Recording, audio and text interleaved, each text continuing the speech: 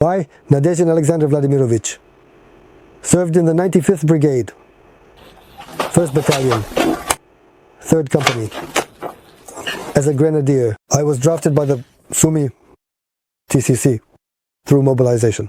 Before that, I worked as a welder, wife, child. I was drafted last year in the summer. I had everything I needed. I wasn't planning to go there at all. If there hadn't been mobilization, I would have been at home, working my job. They would have paid me my money there. My wife also earns money. What I earned and what she earned was enough for us. We had more than enough. I was drafted, and then there was training. They taught us some basic things. Well, standard stuff, like how to use a rifle, how and what to shoot with. And you hadn't encountered this before? Not at all. I didn't even serve mandatory military service because I was deemed unfit for service. And now you're fit for service? Now I turned out to be fit. How did that happen? Did you recover? Yeah. On my own, I recovered over 20 years. The air is good there. Yeah. How did your family react to you being drafted? With a lot of negativity. What did they say? Why do you need this? I said, well, look. I said, if I don't go, they'll put me in jail. I went. But it turned out, at the front, it was the same. Refuse something, they'll jail you. Run away, they'll jail you. Don't run away, you'll get killed. That's it. The order came. Get ready. We're moving out to the positions. We gathered. Started moving. Arrived. I don't know what this village is called. Unloaded. All right, he says. We're going further on foot. We went on foot. Rested a bit here, rested a bit there. We reached the positions. The positions were empty. There were no bodies, even frankly speaking, there were no signs of a battle visible. Damn. Abandoned, you mean? Sort of abandoned, yes. Well, they showed us these positions, saying we need to set them up, occupy them, and keep a 360-degree watch.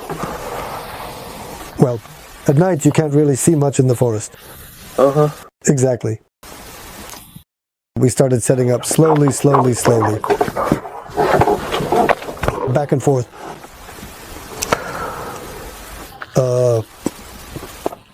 The first day, the second, and on the second day, your warriors came out. Well, they did flank us a bit, of course. And there was an offer. An offer we couldn't refuse. Well, yes. It was clear that the advantage was on your side. And I just didn't see the point in fighting. Either die a hero's death and stay there forever, or lay down arms, raise hands without shooting, and leave.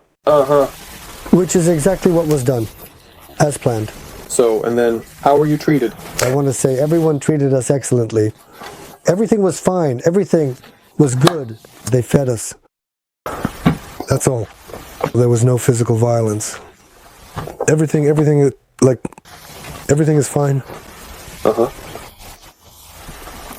And how did your leadership, your command send you to a position that was already essentially surrounded? I don't know that it was surrounded. I didn't even suspect that it was surrounded. And if they even knew, they just kept quiet. But do the officers themselves go out to the positions with you? No, of course not. Why? What, are they fools to go out to the positions? Well, how? How do they find out about the situation then? What's going on with you? They watch from drones. And that's it? That's it. Oh, and they report over the radio. Well, you've been there, right, on the positions, and you've seen all this horror happening there. Dirt, There. Death. Well, yes. But they don't see this? Well, they only see it from above, there. Yeah, well, a corpse is lying there, and that's it. But how it is in reality, that's all. When you look at it with your own eyes, it's completely different. What officers? Sergeants don't go out with us. Only the enlisted personnel go out. Our superiors, leadership, command, they all look from above. But they only see, they only see the tip of the iceberg. And they don't see the bottom of the iceberg. And that's why there are such losses in personnel. Have you seen a lot of deaths? Have you seen a lot of deaths? I really absolutely had to see them no matter what. Your comrades? Comrades. Were you well acquainted with anyone who died? I was well acquainted with some.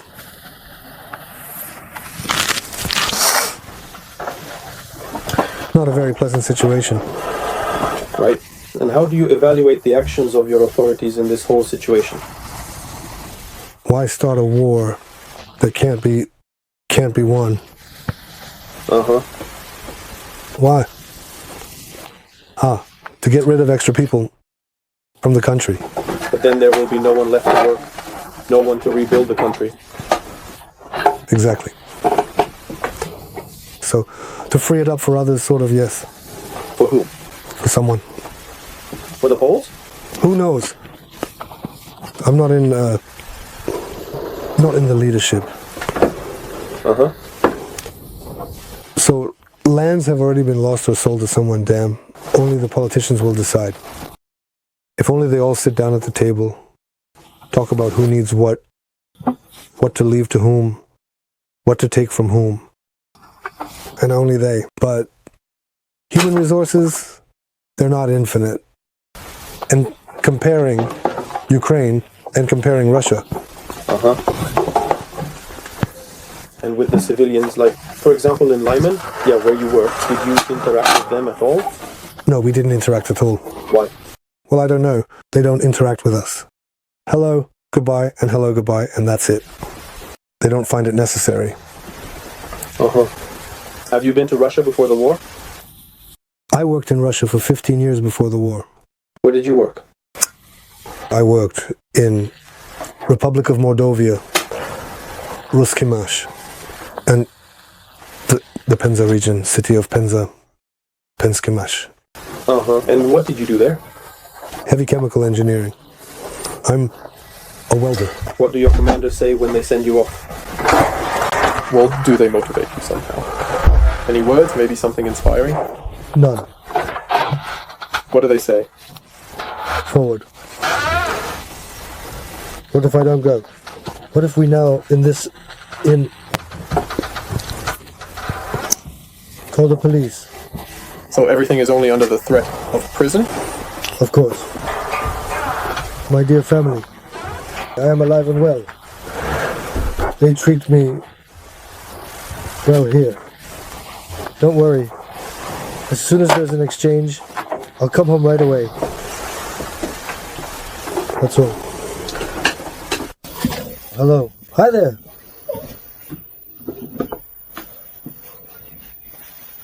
Well, everything's fine. So, listen. Call the military support hotline to have me removed from... Can I speak in Ukrainian? Yes, of course. To have me removed from the list of missing persons and placed on the list of prisoners. Understood? It will be faster, and then they'll exchange me sooner. So, listen. If we hadn't surrendered, I wouldn't be talking to you right now. Got it? Our command set us up so badly that I would be lying there feeding the crows now. Everything is fine. Everything is fine. And this, don't think that I didn't want to talk to you. I understand. I understand. I understand. Now listen. Call Mom. Tell her everything is fine. Tell the parents too that everything is fine. He's alive. He's healthy. Thank you. They even offer coffee and cigarettes. So everything is fine. They are people too, they understand as well. No need to judge based on what they tell us, that they are beasts, and so on. They are all people, they all understand, and so why did it take so long? Why didn't they give it? Well, everyone was in touch. Honey, I forgot your number, honestly. And I told you, learn. Yeah, right. So everything is fine. Everything is alright. Yes, yes. Love you. Okay, let's go. Bye.